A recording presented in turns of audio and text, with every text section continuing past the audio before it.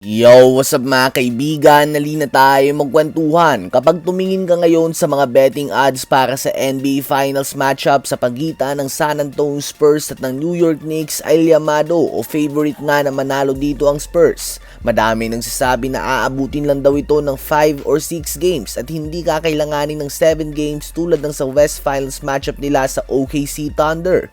Well, understandable naman na mataas ang tingin ng mga fans ngayon sa San Antonio Spurs matapos silang tapusin ang season ng reigning NBA champion sa home court nito. Ganun pa man, posible nga bang masyadong minamaliit ng mga fans, media at ng odd makers ang New York Knicks ngayon? Dahil oo, nasa Spurs ang home court advantage dahil sa mataas na record nila sa regular season. Nasa Spurs si Victor Wembanyama na isang kakaibang player, subalit hawak nga ng Knicks ang 2-1 series lead noong regular season. Tinalo din ng Knicks ang Spurs sa NBA Cup Finals kung saan si Bronson nga nang uwi ng NBA Cup MVP at binigyan sila ni OG Anunoby ng 28 points, 10 rebounds and 5 3-pointers.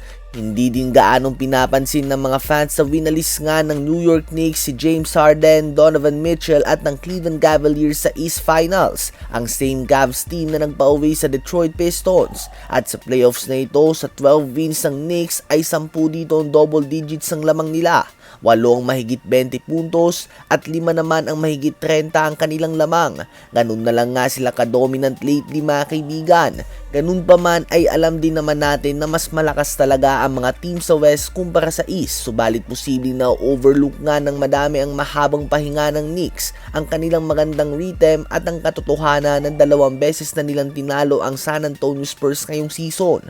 Kung kayo ba ang tatanungin, sino ba sa palagay nyo magkakampiyon ngayong season? Ang San Antonio Spurs ba tulad ng sinasabi ng mga odd makers? O magagawa ng New York Knicks ang upset at magkakampiyon sila sa unang pagkakataon since 1973?